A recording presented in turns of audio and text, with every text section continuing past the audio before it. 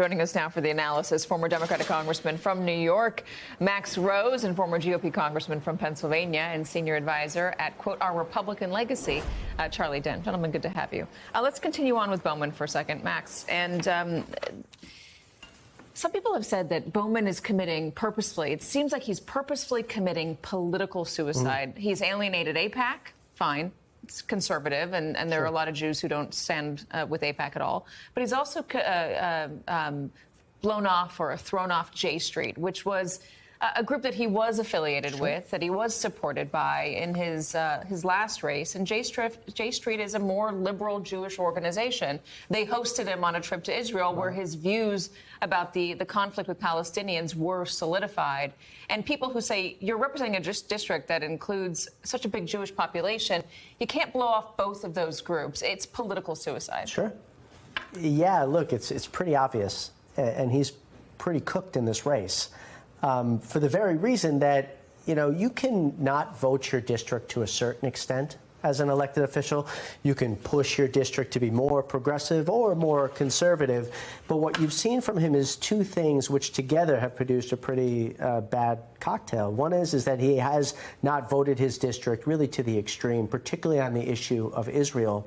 But the other is that he's come off to his electorate as fundamentally unserious and actually anti-President Biden at certain moments, right? He voted against the infrastructure bill, for instance, a signature bill of the president's. And he also pulled the fire alarm, which symbolically has just been pretty politically harmful to him.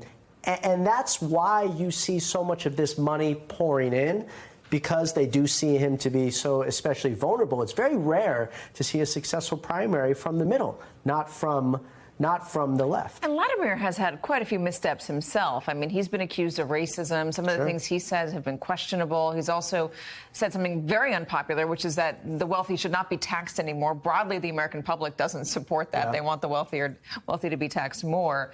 But I wonder, consequentially, more broadly speaking than just this one race, if Jamal Bowman is to lose, does that strike at progressive Democratic politics? Does it strike at the squad? Summer Lee won.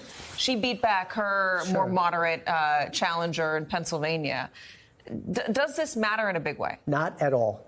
And I think that anyone who thinks that it does is going to waste a hell of a lot of money. There are a lot of people who think that it does. I promise you, look, AOC, for instance, and her and I have some political differences. We've known each other for a long time. AIPAC could spend $20 million in AOC's district and she'd win by 15, 20 points because she hasn't made the same mistakes Jamal Bowman has. I think it's one of the reasons why you don't see really an outpouring of other elected officials coming out there and standing with him. You have some who are definitely some big names. You have Bernie Sanders. You have the entire squad. You absolutely have some big names, but you don't see necessarily that same outpouring.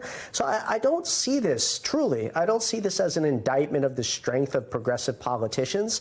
What I do is I see it as an indictment of his ability to kind of hold a political majority in the Democratic primary in this one very singular place. Is it an indictment maybe of the extremes to which some progressive Democrats are going on the subject of Israel, likening all Jews to the Israeli government, saying that Zionism is fundamentally wrong, calling Israel a settler colonial state? Well, so first of all, keep in mind this district is a very Jewish district, right? I know. It's one of the most Jewish. That's why people are thinking that he's committing political suicide. It's one of the most Jewish districts in the nation, and some of his, if you go back to his original primary where he won, right, where he unseated someone, part of his strength was actually liberal Jews who were moving over. That's how he built that winning coalition. Liberal Jews who don't fundamentally support Israel on all matters, who support the right to exist, but they're not in line with Benjamin Netanyahu. You're totally right. That's actually probably the base of J Street in so many ways. I think that if he had just antagonized kind of that core, more conservative AIPAC base,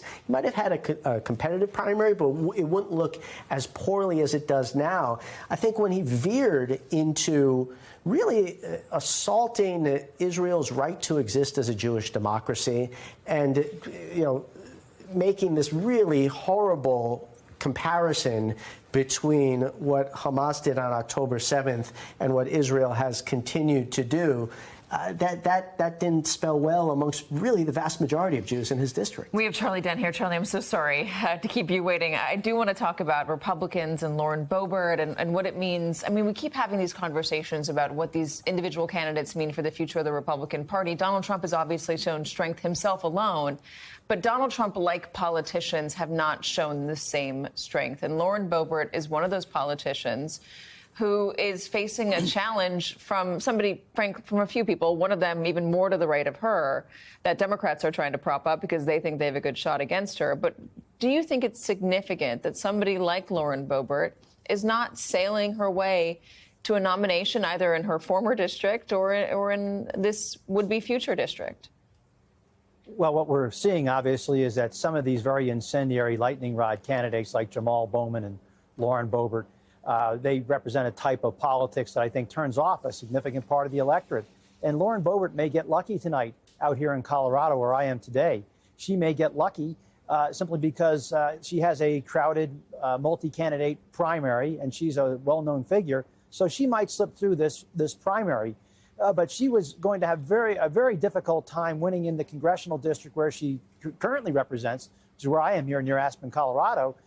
She is, she couldn't run here because she saw the writing on the wall, and that's why she moved to the other end of the state to run. So, yeah, I think there are real limits to this. And also, we should note, too, it's not just in Colorado. Just look next door to Utah.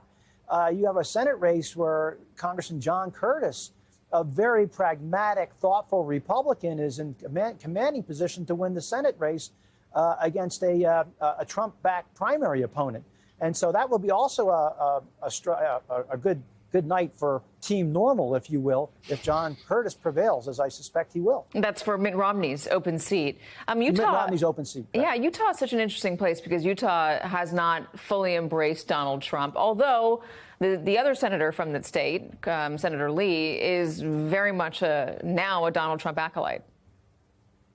Yeah, that's largely the case. And there is also another bit of a proxy battle going on in Utah, one of the congressional races, where the Republican establishment is lined up behind the incumbent in her race, and then you have, of course, somebody on the more far right, and I believe supported by Senator Lee.